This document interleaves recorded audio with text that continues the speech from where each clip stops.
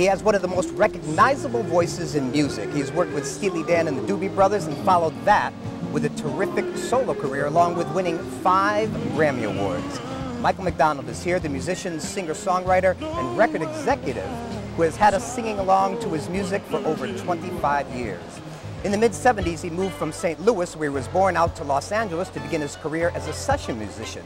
1975, Micheal launched his stint with Steely Dan with the album Katie Lied, following that with Royal Scam, Asia, and Gaucho, and also toured with both Becker and Fagen. A year later, former Steely Dan guitarist Jeff "Skunk" Baxter, who had since joined the Doobie Brothers, rang up Micheal to come and sit in on a forthcoming Doobie Brothers tour. After 2 days of rehearsing, McDonald was part of the Brothers, becoming a full-time member in 1977. Taking it to the streets, You Keep Me Running, What a Fool Believes, Minute by Minute, Here to Love You, and Nothing But a Heartache continued the string of classic Doobie Brothers hits, all with the signature Micheal McDonald touch. 4 Grammy Awards in 1979, including Song of the Year and Record of the Year for What a Fool Believes, then another one in '84 with James Ingram for the song Ya'll Be There. His solo career was also punctuated with the hits I Keep Forgetting, Sweet Freedom, and On My Own with Patti LaBelle, along with his voice and music being heard on an array of soundtracks. 2 years ago, McDonald took his talents into another musical direction, forming a record label, Ramp Records, with actor Jeff Bridges and producer-songwriter Chris Polonis, which released Micheal's CD Blue Obsession as its debut effort. Also that year, he won the Yamaha Lifetime Achievement Award at the annual Winter National Association of Music Merchants in Anaheim, California. He has plans to release a new CD of the songs of Motown and also try his hand at symphonic work. And I am pleased to be joined by Micheal McDonald. Sir, welcome. Who writes that stuff? It's all out there, let me tell you. I want to start with, obviously, your soulful voice, a perfect match for you and the music of Motown. So what was the catalyst for this particular project? Well, actually it was the brainstorm of Ian and Tony from Universal in the UK, you know, the record exec guys, and for me it was a great opportunity. You know, they I think, if I'm correct in saying this, Universal owns the Motown catalog in Europe, or they handle the publishing for Motown in Europe, and administer there. And so they were looking to do some kind of a artist-driven project that entailed all the Motown copyrights that they thought the public hadn't heard in a while and would love to hear again. And I was thrilled to be asked, you know, by these guys, and I was allowed to pick a producer in the process, and Simon Climby was a guy that I'd wanted to work with for a long time. Anyway, just from listening to his projects with Eric Clapton and B.B. King, you know, I saw this as an opportunity to possibly hook him, you know, because who could resist, you know, a project of all Motown copyrights. And, so it all worked out just great. It was just a great opportunity at the right time. You know, it's such a natural for you. Like I said, you have such a soulful voice. This is perfect. I mean, perfect. You know, I have to say, it was a little daunting, you know, because some of these songs are my all-time favorites, and certainly by guys that I admired from the time I was a kid, you know, and could only hope to, you know, roughly imitate, you know, in the process, you know. And it only renewed my respect for singers like Marvin Gaye and Stevie Wonder. You know, if I'm not mistaken, you're doing the Marvin Gaye, Tammy Terrell song, right? Ain't No Mountain High Enough on It? Yeah, doing that. Nothing Like the Real Thing. Ah, great songs. Great some of the songs. Diana Ross and Marvin Gaye duet stuff. You Are Everything by Tom Bell. And you know, all those singers, Diana, Marvin Gaye, they were just phenomenal singers. Not that I didn't already know that, but I don't think I had any idea of how high they sang some of these cuts, you know. And I've come to find out that in Marvin Gaye's case, Simon was telling me he's friends with Lamont Dozier. From Holland, Dozier and Holland. From Holland, Dozier, Holland. That many times they would put the song in a key that was really basically too high for Marvin, just to get that Marvin Gaye quality out of him. Now, you're talking about a lot of duets, so you have any special guests, or obviously you do have special guests on this Well, disc. we do, we will, we hope. We don't know yet really who. We've just kind of, we're at this phase of the project where I've pretty much done all my vocals. There are some obvious duet opportunities, but we really, you know, we have some ideas of some of the people we'd like. I hesitate to mention only because we may not be able to get them, you know, right.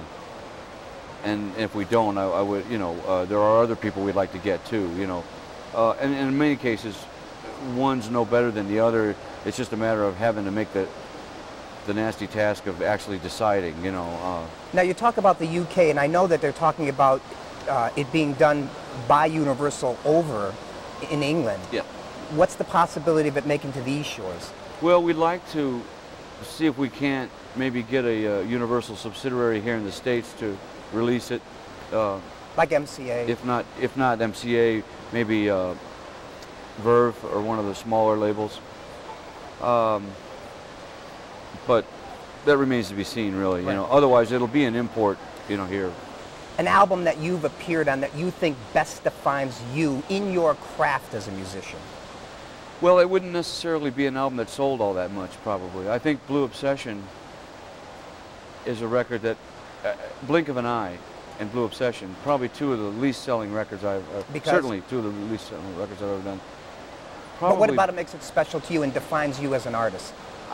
I think they were both projects that, and certainly not without the help of other people, but I was able to find something that really personally struck a chord for me as an artist. If I were an artist alone in a garage somewhere and able to do what I was really only able to do with the help of the people, producers involved and musicians involved, it was the kind of record I would have made, you know, just as an artist, you know. I think leaving the arena, so to speak, of major labels and things like that really allowed me to kind of find that, strike that balance in my own pursuit musically again, you know. And it comes with a price, you know. Like I say, those are not big selling albums, certainly the least you know, but selling. Michael, that's okay, because there are certain times in the life of an artist where you have to take risks in order to get you to another level or another dimension, if you will. I think they will always be my favorite records, along with the Christmas album I just did for Universal with my friend Mark Harris, who's in the band with me. You know, we produced that record together, wrote most of the songs together, and Bernie wrote the song with us on there. And you know, those three are my favorite records to date. And unfortunately, they don't have anything to do with success, but commercially. But to me, they are most successful in the sense that I felt like you know, from blink of an eye on, I started making the kind of records I'd always been trying to make. That have always lived inside of you, if you will. And had to that point not quite hit the mark with. How about the key to your success, longevity-wise, would be what? Speak to that. The key to success, I think, is all in your own heart and mind, you know, and especially where longevity is concerned. I think there are all kinds of things that if you're looking through other people's eyes would signal the end of a career. There are all kinds of things that if you were overly worried about other people's opinion, again, would signal lack of any reason whatsoever to continue. But I think you have to stay within your own head when it comes to those kind of decisions, and certainly within your own heart you have to decide, do I still enjoy this? And there are times when that gets very confusing. Certainly there are times when I've been out playing and I think, you know, am I even enjoying this anymore, you know? But then I think what happens to anyone who has to make that decision for themselves, there's inevitably that moment in time when it's undeniable, when all of a sudden, you know, I remember last year we were touring Europe, and it just hit me. I was walking down the street in Copenhagen, and it hit me like a bolt out of the blue, or just kind of overwhelmed me. The feeling that I knew in that moment that I'd never been happier doing what I do than I was in this moment.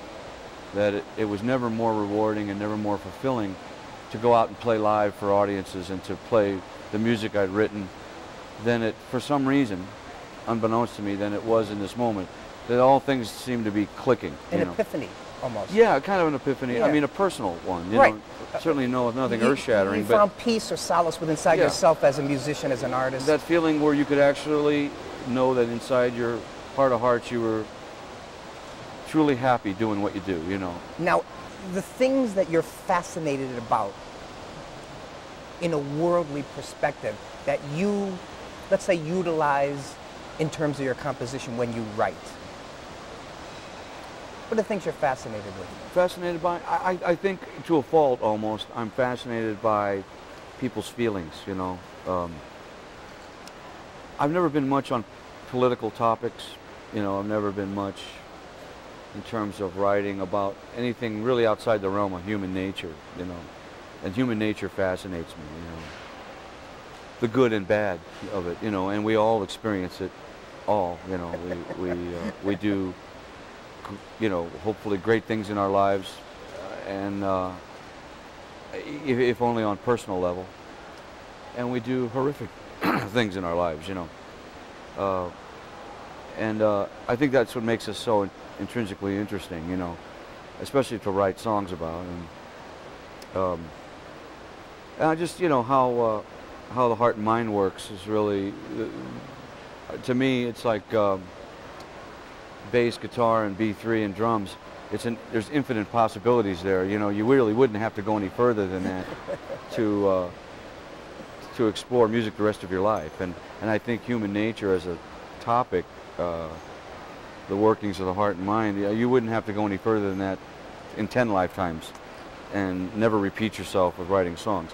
Not that I'm not guilty of repeating myself, but you know, someone who was prone not to repeat themselves, you know. Steely Dan. Yeah. You came away from that band with what lessons, what experiences? You know, I know those guys would just laugh their asses off right now hearing me say, but I came away from that band totally transformed. Because? Because it kind of opened up my head quite a bit to